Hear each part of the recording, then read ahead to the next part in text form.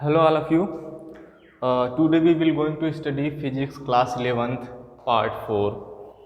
Okay, the today's topic is strain stress relation for ductile material.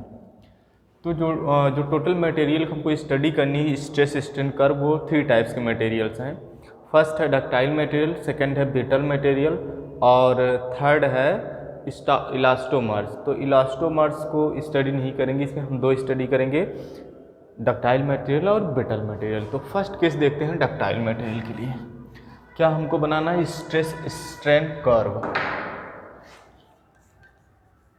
Stress strain curve, ठीक है। किसके लिए? First ductile material. Ductile material, okay. तो हमको ये डक्टाइल मटेरियल मतलब कि आप एल्युमिनियम के या फिर स्टील की एक वायर लेंगे, ठीक है। स्टील की हमने क्या ले लिया? एक वायर ले लिया और इसके यहाँ पर हिंज कर देंगे ओपन, और यहाँ पर एक हम वेट रखने के लिए एक हैंगर अप्लाई करेंगे, ठीक है। और इस वायर की लेंथ मेज़र कर लेंगे, इनिशियल लेंथ यल, और यहाँ पर अप्लाई कर देंगे एक वर्नियर स्केल, ओके। और ये वर्नियर स्केल स्लाइड करेगा, एक दूसरा स्केल यहीं पर होगा मेन स्केल पर, ठीक है। ये कहाँ? मेन स्केल पर स्लाइड करेगा, मूव करेगा। इट मीन्स जैसे जैसे हम इस पर वेट अप्लाई करेंगे तो वायर में एक्सटेंशन होगा। तो यहाँ पर जो भी रीडिंग इनिशियल होगी उसको पहले नोट कर लेंगे। इनिशियल रीडिंग,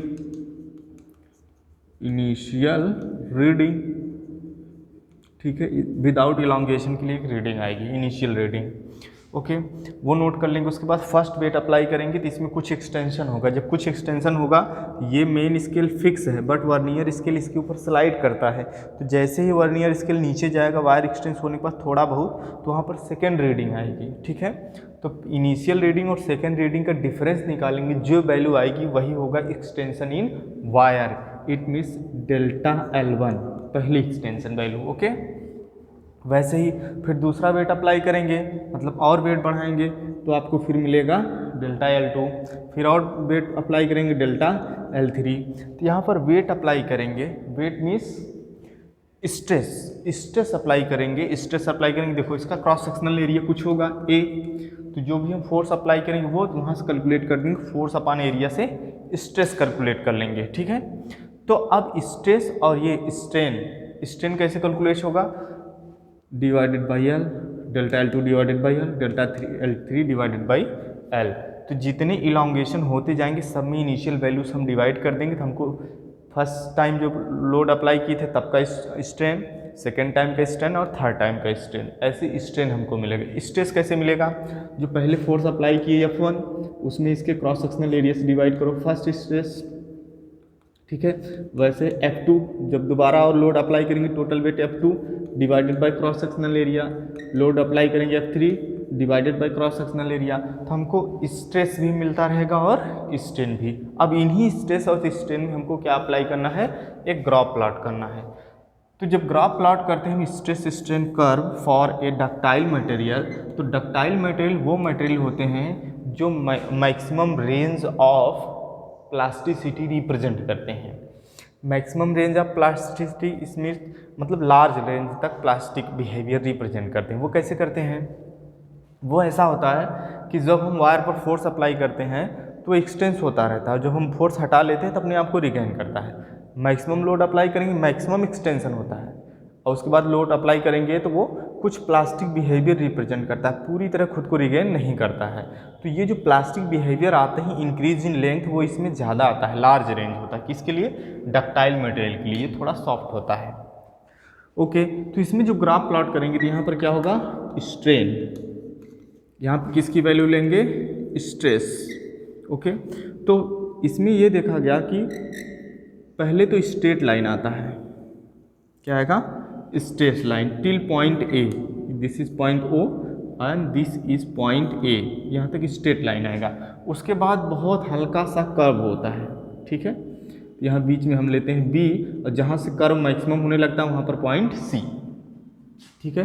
फिर यहाँ से इस तरीके से फ्लो करता है, हल्का सा क्या करेगा, फ्लो करता है। फ्लो करने का मतलब कुछ ज़्यादा ही कर्व बिहेवियर रिप्रेजेंट करेगा, ठीक है। इस तरीके से फिर काफ़ी ऊपर जाकर यहाँ पर फ्रैक्चर पॉइंट आपको मिलेगा F, this is ultimate point E, और यहाँ पर एक पॉइंट मिलता है D। ओके, तो इस तरीके से ग्राफ बनता है किसका, डक्टाइल मटेरियल का। हम स्ट्रेस बढ़ाते जाएंगे, strain.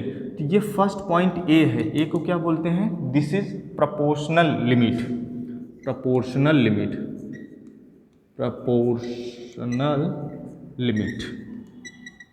A is the proportional limit, it means हम स्ट्रेस बढ़ाएंगे, उसके डायरेक्टली प्रोपोर्शनल क्या होगा, strain, that is Hooke's law. Hooke's law यही था कि stress is directly proportional to strain, ये है प्रोपोर्शनलिटी लिमिट। तो यहाँ तक प्रोपोर्शनल होगा, हम जितना स्ट्रेस बढ़ाएंगे उसके अकॉर्डिंगली ही स्ट्रेन बढ़ेगा। अगर हम 1 kg वेट इस पर अप्लाई करेंगे और स्ट्रेन हमको कितना मिल रहा है, 1 सेंटीमीटर, तो अगले 1 kg में भी हमको 1 सेंटीमीटर मिलेगा। कब तक, जब तक ये पॉइंट A तक न पहुँच जाए। क्लियर। इसके बाद क्या होता है, यहाँ से हल्का सा कर्व आना स्टार्ट होता है। जैसे हम प्रोपोर्शनलिटी लिमिट मतलब क्लियर होगा, अगर हम वेट टोटल रिमूव कर दे तो रिगेन होकर A से फिर कहाँ जाएगा, O पर, मतलब अपने अंदर एक्सटेंशन को पूरी तरह रिगेन कर लेगा, इसी को बोलते हैं इलास्टिसिटी। ओके, अब क्या होगा कि हल्का सा कर्व कब आता है, जब पॉइंट B पर जाता है। B होता है इलास्टिक लिमिट, इलास्टिक लिमिट। इसमें क्या होता है, हम स्ट्रेस बढ़ाते हैं तो स्ट्रेन क्या होता है, अब प्रोपोर्शनल ल होकर कि स्ट्रेन थोड़ा सा ज़्यादा होता है, लेकिन उस टाइम पर भी अगर हम B पर टोटल लोड रिमूव कर दें तो वो टोटली अपने आप को क्या करता है, रिगेन कर लेता है। इसलिए B पॉइंट कैसा लिमिट हो गया, this is the elastic limit. Okay, C point yield point होता है, C is the yield point. Yield limit maximum, ये अपने मैक्सिमम लिमिट पर पहुंच गया है। एल्ड पॉइंट ऐसा पॉइंट होता है जहां पर पहुंचने के बाद इसमें प्लास्टिसिटी स्टार्ट हो जाती है। मतलब अब अगर हम स्ट्रेस इसमें इंक्रीज करेंगे C तक पहुंचने के लिए, जैसे A के लिए यहाँ पर ये स्ट्रेस की वैल्यू है, B के लिए और C के लिए ये होगी, ठीक है। तो जैसे हम B के बियॉन्ड जाते हैं, B के आगे जाएंगे स्ट्रेस बढ़ा करके, जैसे आगे जाते हैं उसमें क्या होता है, स्ट्रेन की वैल्यू इंक्रीज करने लगती है। अगर हम इसको पॉइंट C तक ले गए, इसको बोलते हैं एल्ड पॉइंट, तो अगर C पर हम टोटल लोड रिमूव कर देंगे तो इसका जो पाथ होगा रिगेन करने का वो चेंज हो जाता है, वो क्या होगा, चेंज हो जाता है। ये उसका दूसरा पाथ हो O1, मतलब तब हम लोड रिमूव करेंगे तो इस CO1 के पाथ से वो अपने आप को रिगेन करेगा। इट मीन्स ये जो वैल्यू मिल रही है इतना हमको मिलेगा परमानेंट स्ट्रेन, इट मीन्स ये प्लास्टिसिटी रिप्रेजेंट करना स्टार्ट कर देगा। क्लियर। A पॉइंट क्लियर हो गया, proportionality limit. B point clear हो गया, elastic limit. C point clear हो गया, एड लिमिट। अब इस पॉइंट के सामने जो स्ट्रेस की वैल्यू होती है, A की पॉइंट, ये प्रोपोर्शनलिटी लिमिट के पास, वो इसकी स्ट्रेंथ होती है, प्रोपोर्शनलिटी स्ट्रेंथ। स्ट्रेस की वैल्यू को स्ट्रेंथ भी बोलते हैं। B के पॉइंट जो स्ट्रेस की वैल्यू होगी उसको बोलेंगे इलास्टिक स्ट्रेंथ, ठीक है। C पॉइंट के सामने जो स्ट्रेस की वैल्यू होती है उसको बोलते हैं एल्ड स्ट्रेंथ। क्लियर। अब देखो जैसे हम C के बियॉन्ड जाते हैं स्ट्रेस बढ़ा करके, तो हमको अब स्ट्रेस बढ़ाने की ज़रूरत नहीं पड़ती, ऑटोमेटिक वायर में फ्लो आ जाता है, वो पानी की मतलब फ्लो करने लगता है, काफ़ी तेज़ी से वो इंक्रीज करने लगता है लेंथ में। और इस सिचुएशन में C से D तक के बीच वायर का डायमीटर तेज़ी से घटता है। जैसे उसमें लेंथ तेज़ी से बढ़ने लगेगा तो उसका डायमीटर तेज़ी से कम होने लगता है, मतलब वायर पतला होने लगता है। तो C से D के बीच क्या होती है, वायर में फ्लो आता है और वायर की डायमीटर तेज़ी से डिक्रीज करती है। लेकिन जैसे काफ़ी पतला हो जाता है D पर पहुंच जाता है, पॉइंट D का कोई वैसे नाम नहीं है, ठीक है। पॉइंट कहाँ पर पहुंच जाएगा, D। अब D के ऊपर आप देख रहे हो यहाँ पर ग्राफ क्या है, अपवर्ड हुआ है। इसका मतलब इसके आगे हमको फिर स्ट्रेस बढ़ानी पड़ेगा। फ्लो होने के बाद वायर बहुत पतला हो जाने के बाद टफ हो जाता है। जब टफ हो जाएगा तो हमको स्ट्रेस और बढ़ाना पड़ेगा। जब हम स्ट्रेस बढ़ाएंगे तो अब हमको स्ट्रेन कम मिलेगा। स्ट्रेस बढ़ाते रहेंगे उसके अकॉर्डिंग स्ट्रेन भी बढ़ता रहेगा और एक मैक्सिमम लिमिट आएगा जिसको बोलते हैं ultimate strength. E is the ultimate point, ultimate point. और इसके सामने जो स्ट्रेस की वैल्यू होती है उसको बोलते हैं अल्टीमेट स्ट्रेंथ। क्लियर। ई पर पहुंचने के बाद वायर क्या होता है, ब्रेक डाउन कर जाता है। जैसे ही वायर ब्रेक करेगा तो वायर जब ब्रेक करता है तो जहाँ से वायर टूटता है वहाँ थोड़ी सी लेंथ बढ़ जाती है, क्रैक टाइप का आता है, वो ये क्रैक है। ये जो इतना डिफॉर्मेशन आपको दिख रहा है वही क्रैक है, जितनी अचानक से लेंथ में इंक्रीमेंट होती है। और यह point is the fracture point, और यहाँ पर आकर वायर फ्रैक्चर कर जाता है, ब्रेक कर जाता है। ठीक है, तो ये क्या हो गया, graph between stress and strain for ductile material. ठीक है, और उसके लिए जो एक्सपेरिमेंटल परफॉर्मेंस होता है वो इस तरीके से होता है। हम एक वायर लेते हैं जो डक्टाइल मटेरियल होता है, और यहाँ पर वर्नियर स्केल को भी से रिप्रेजेंट कर दे रहे हैं, मेन स्केल जहाँ से हमको डेटा मिलेगा। उसके बाद इस पर हम वेट अप्लाई करते हैं, डिफरेंट वेट। ओके, और डिफरेंट रीडिंग नोट करेंगे। तो वेट अप्लाई करेंगे, यहाँ पर डिवीज़न बना लेंगे।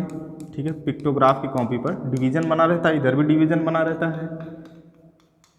तो वेट के अकॉर्डिंगली जो स्ट्रेन आएगा वो पॉइंट हम लिखते जाएंगे, यहाँ पर पॉइंट बनाते जाएंगे और सबको सारे डॉट को कनेक्ट कर देंगे, तो इस तरीके का ग्राफ हमको मिलता है। क्लियर। ये हो गया stress strain curve for ductile material. अब इसको मैं इरेज करके ब्रिटल मटेरियल के लिए बताता हूँ। ओके,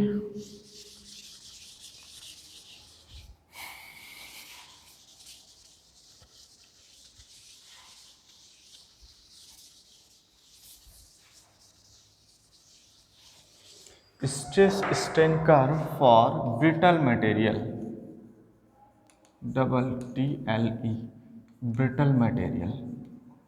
ब्रिटल मटेरियल में सबसे अच्छा एग्जांपल है ग्लास की प्लेट लो, उसको आप ब्रेक करो तो उसमें जरा भी इलास्टिसिटी नहीं होती, वो तुरंत ब्रेक करता है। बहुत हल्का सी इलास्टिसिटी होती है, उसके आगे जैसे आप फोर्स लगाओगे वो ब्रेक कर जाता है। तो जो इसका ग्राफ प्लॉट होता है वो कुछ इस तरीके का आएगा। ब्रिटल मटेरियल यहाँ पर होगा strain on X axis and stress on Y axis, here is origin. तो ग्राफ इसका इस तरीके से होता है। पहले स्ट्रेट लाइन होगा, स्ट्रेट लाइन कब होगा, हम फोर्स अप्लाई कर रहे हैं, स्ट्रेस बढ़ा रहे हैं, उसमें स्ट्रेन भी आता है। ठीक है, बहुत हल्का से बेंडिंग जो होती है। उसके बाद अचानक से जैसे उसकी कैपेसिटी खत्म होती है वहाँ पर क्या कर जाएगा, वो फ्रैक्चर हो जाता है, ब्रेक कर जाएगा। और जब ब्रेक करता है तो कुछ एक्सटेंशन आते हैं, उसमें क्रैकिंग आती है। तो ये जो लेंथ इंक्रीमेंट हुए परमानेंट डिफॉर्म, अगर इसको रिगेन करोगे तो डॉटेड लाइन इधर आएगा, इतना डिफॉर्मेशन आएगा, वो डिफॉर्मेशन डिपेंड करता दिखाता वही क्रैक है। ठीक है, यहाँ ए तक क्या होगा, वनली इसमें क्या होता है, proportionality limit after then fracture point. ये किसके लिए हो गया, this is graph for brittle material, example हो गए ग्लास प्लेट। और थर्ड होता है इलास्टोमर्स।